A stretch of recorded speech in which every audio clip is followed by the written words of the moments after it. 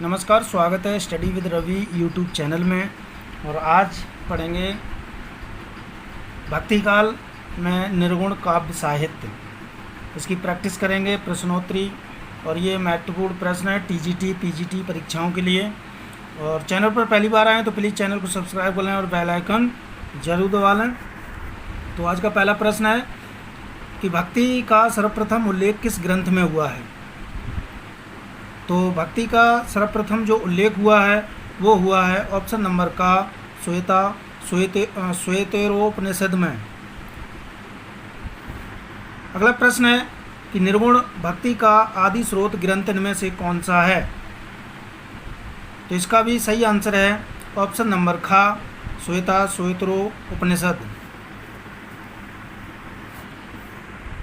अगला प्रश्न है कि भक्ति आंदोलन को ईसाई धर्म के प्रभाव स्वरूप विकसित माना है।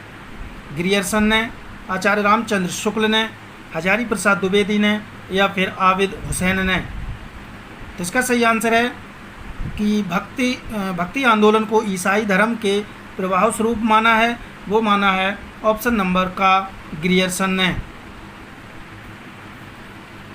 अगला प्रश्न है शिव किस भाषा का शब्द है। कन्नड़, तमिल, मलयालम, या फिर मराठी। तो इसका सही आंसर है कि शिव जो है वो तमिल भाषा का शब्द है। अगला प्रश्न है भक्ति शब्द का विकसित किस धातु से हुआ है। भक्त से, भज से, भुज से, या इनमें से कोई नहीं।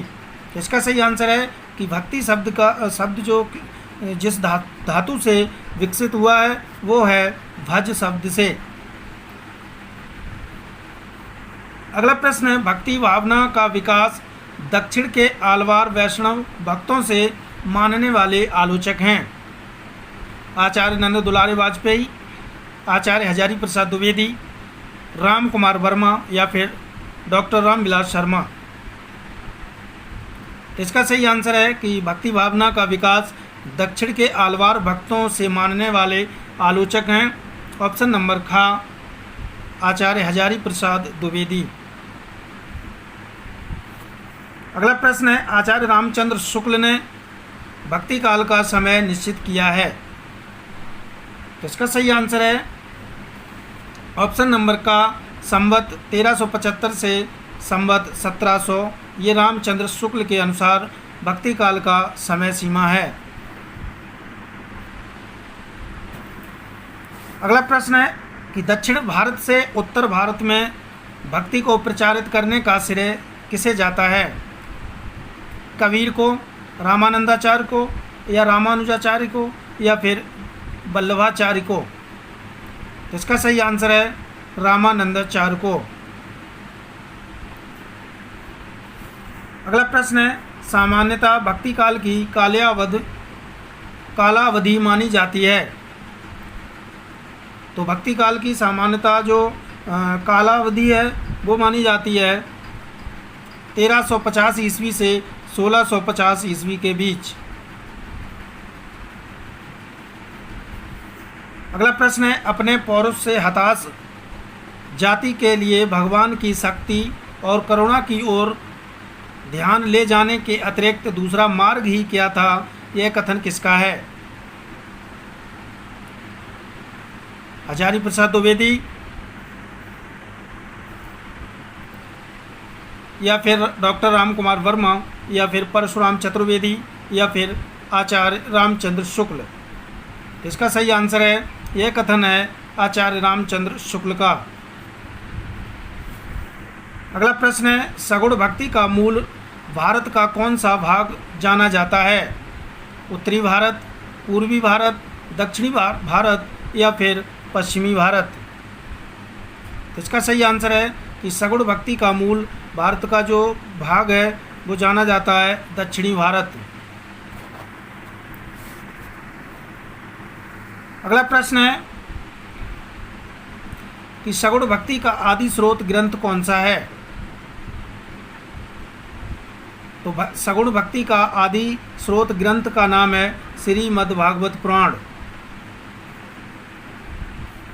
अगला प्रश्न है, भक्ति के आद्य आचार्य कौन माने जाते हैं? रामानुजाचार्य, रामानंद, नामदेव या फिर मध्वाचार्य? इसका सही आंसर है ऑप्शन नंबर का रामानुजाचार्य।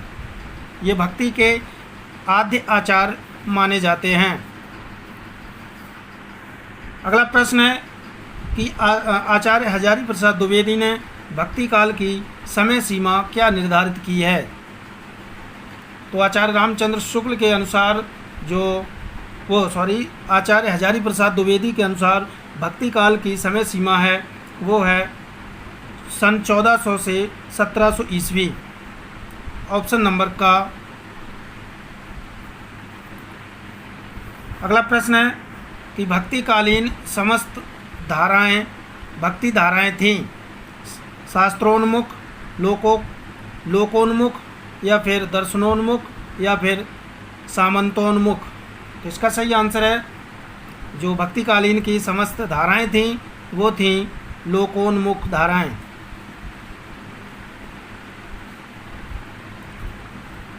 अगला प्रश्न है कि भक्ति काल से तात्पर्य है। तो इसका सही आंसर है कि भक्ति काल से जो तात्पर्य है वो है भागवत धर्म के प्रचारार्थ भक्ति आंदोलनों के सूत्रपात का समय। ऑप्शन नंबर का सही है। अगला प्रश्न है, भक्ति काल के प्रारंभिक अवधि में उत्तर भारत पर शासन किसका था? शाहजहां का, अकबर का या फिर सिकंदर लोदी का या फिर मोहम्मद बिन तुगलक का? तो इसका सही आंसर है ऑप्शन नंबर घ मोहम्मद बिन तुगलक। अगला प्रश्न है, प्रस्थान त्रयी में परिगणित किए जाते हैं। तो इसमें किए जाते हैं ऑप्शन नंबर का उपनिषद, गीता और ब्रह्मसूत्र।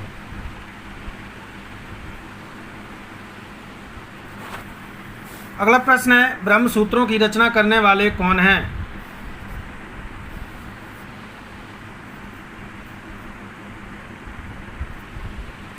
शंकराचार्य, रामानुजाचार्य या फिर बादरायण या फिर रामानंद? तो इसका सही आंसर है बादरायण। इन्होंने ब्रह्मसूत्रों की रचना की थी। अगला प्रश्न है कि प्रस्थान चतुष्टयी में उपनिषद, ब्रह्मसूत्र तथा गीता के साथ चौथा ग्रंथ कौन सा है? महाभारत, रामायण, वेद या फिर भागवत पुराण? तो इसका सही आंसर है कि प्रस्थान चतुष्टयी में उपनिषद, ब्रह्मसूत्र तथा गीता के साथ जो चौथा ग्रंथ है वो है ऑप्शन नंबर घ भगवत पुराण। अगला प्रश्न है, आचार्य शुक्ल ने भक्ति काल को कितने भागों में बांटा है? तो आचार्य रामचंद्र शुक्ल ने भक्ति काल को 4 भागों में बांटा है। अगला प्रश्न है कि शंकराचार्य ने किस संप्रदाय की स्थापना की और उसमें पंचदेवोपासना की व्यवस्था की? स्मार्त संप्रदाय, शाक्त संप्रदाय, शैव संप्रदाय या फिर पाशुपत संप्रदाय? तो इसका सही आंसर है स्मार्त संप्रदाय। और इनके संस्थापक थे शंकराचार्य।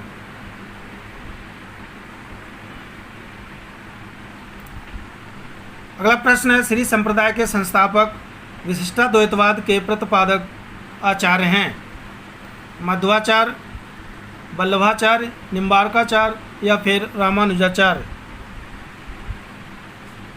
इसका सही आंसर है कि श्री संप्रदाय के संस्थापक विशिष्टाद्वैत के जो प्रतिपादक आचार्य हैं वो हैं ऑप्शन नंबर घ रामानुजाचार्य।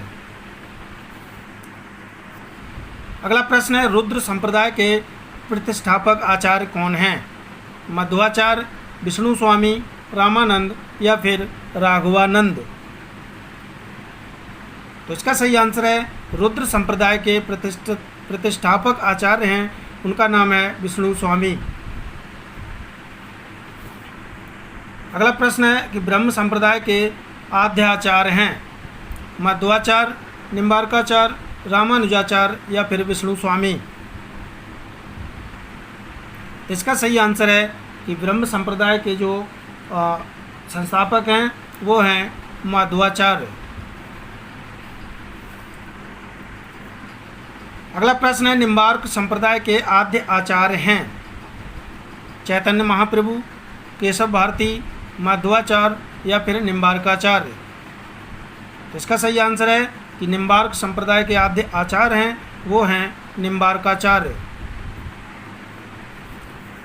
अगला प्रश्न है चैतन्य महाप्रभु किस संप्रदाय के संस्थापक हैं? सखी संप्रदाय, चरणदासी संप्रदाय या फिर गौड़ी संप्रदाय या फिर हरिदासी संप्रदाय। इसका सही आंसर है गौड़ी संप्रदाय के संस्थापक चैतन्य महाप्रभु हैं। अगला प्रश्न है कि राधा वल्लभ संप्रदाय के प्रवर्तक आचार्य कौन हैं? हरिदास, हिति हरिवंश, हरिराम व्यास या फिर केशव भारती। तो इसका सही आंसर है हिति हरिवंश। ये राधा वल्लभ संप्रदाय के प्रवर्तक आचार्य हैं। अगला प्रश्न है भक्ति काल को स्वर्ण युग सर्वप्रथम किसने कहा था? तो ये कहा था जॉर्ज ग्रियर्सन ने।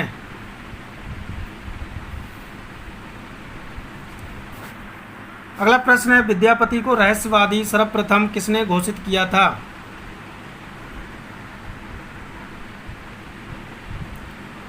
आचार्य शुक्ल ने, ग्रियर्सन ने या फिर हरप्रसाद शास्त्री ने या फिर जनार्दन मिश्र ने। तो इसका सही आंसर है कि विद्यापति को रहस्यवादी सर्वप्रथम घोषित किया था जॉर्ज ग्रियर्सन ने। अगला प्रश्न है रामचंद्र शुक्ल ने सूफी काव्यधारा को क्या नाम दिया? प्रेम काव्य, सूफी काव्य, प्रेमाश्रयी शाखा या फिर इनमें से कोई नहीं। तो इसका सही आंसर है कि रामचंद्र शुक्ल ने सूफी काव्यधारा को जो नाम दिया था वो दिया था प्रेमाश्रयी शाखा। अगला प्रश्न है रामावत संप्रदाय के प्रवर्तन का श्रेय किसे दिया जाता है? रामानुज, नामदेव, ज्ञानदेव या फिर रामानंद। इसका सही आंसर है रामानंद। रामानंद को रामावत संप्रदाय के प्रवर्तन का श्रेय दिया जाता है। और आज का लास्ट प्रश्न है कि प्रच्छन्न बौद्ध के नाम से किस दार्शनिक को जाना जाता है? शंकराचार्य, रामानुजाचार्य, रामानंद या फिर विष्णु स्वामी। इसका सही आंसर है कि प्रच्छन्न बौद्ध के नाम से जाना जाता है शंकराचार्य को। तो ये थे महत्वपूर्ण प्रश्न अच्छे लगे हो तो प्लीज़ वीडियो को लाइक, शेयर और सब्सक्राइब जरूर करें। Thank you.